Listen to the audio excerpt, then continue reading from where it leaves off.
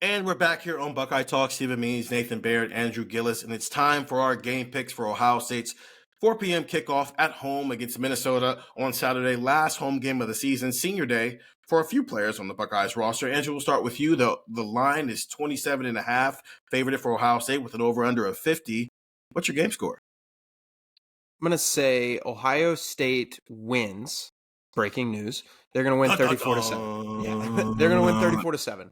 I think we are going to get just over, and I think we're going to get just enough of a cover for Minnesota. If that line sticks at 27.5, I feel really good about the Gophers covering.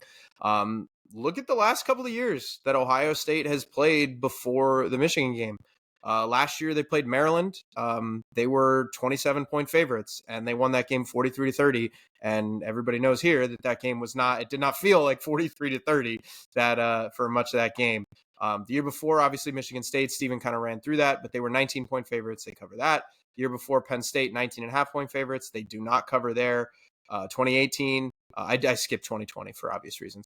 2018, they had that scare against Maryland.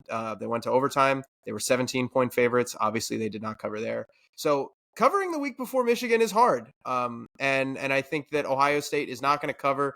I think this is a game where you do want to get in, get out. You want to get, think of it like a workout in the morning. You want to get a good lift in, and then you can just kind of have the rest of your day, good quick lift, and then you're done. I think that's kind of what Ohio State wants to do. They want to come out. They want to be efficient. They want to do what they can do. They want to show what they can do offensively, get guys back into the mold. You want to get Emeka maybe going a little bit. Tommy Eichenberg, you want to get him in the mix. You want to get Josh Proctor in the mix. I know those guys are veterans, but there is something to be said, I think, for getting those guys some reps, getting them back into the flow of things. And you just want to keep your rhythm. You just want to keep that rolling. And once you've done enough to keep your rhythm and kind of put this game safely out of reach, I think Nathan's right. I think we are kind of headed for a Michigan State style game. I think Ohio State does kind of jump out ahead. But I just don't think they're going to cover. I think that there's just enough going on with the Michigan game next week where it is a little bit easy to look ahead. So it feels weird predicting Ohio State looking ahead and then still winning by 27 points.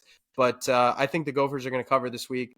And I think we are going slightly over because I think this is a week where Ohio State jumps on Minnesota early. And then after that, all bets are off, and we'll see if the Gophers can get it back to a cover. I don't know how they do math in Virginia, but 34-7 doesn't cover a 50-point over-under. 34-7. Oh, 34-7. Did you not say 41.5? Oh, so all right. So we'll go under. 50. I apologize.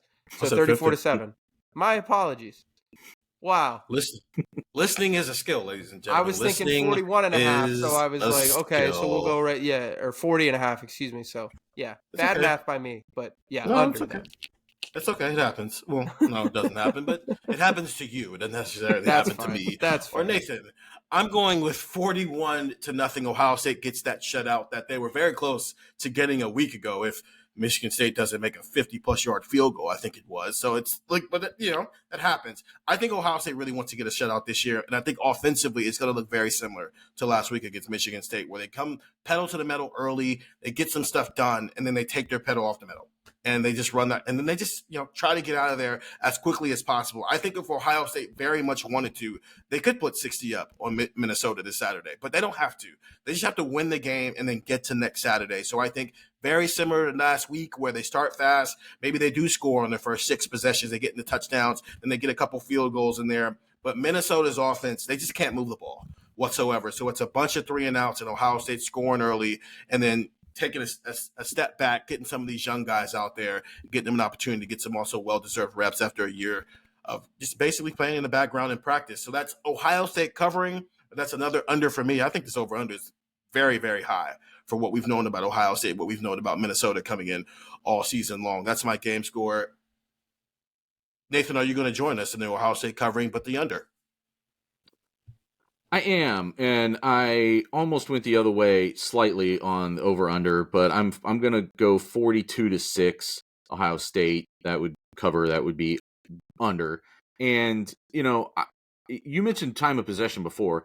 Minnesota won the time of possession against Michigan by 3 minutes, I think, and lost the game by 42 points.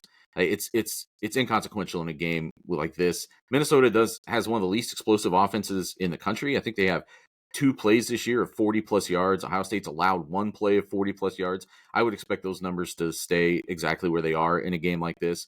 And as much as, Minnesota likes to play physical and grind things out on the ground, this Ohio State defense it doesn't let teams drive like that and hasn't all season.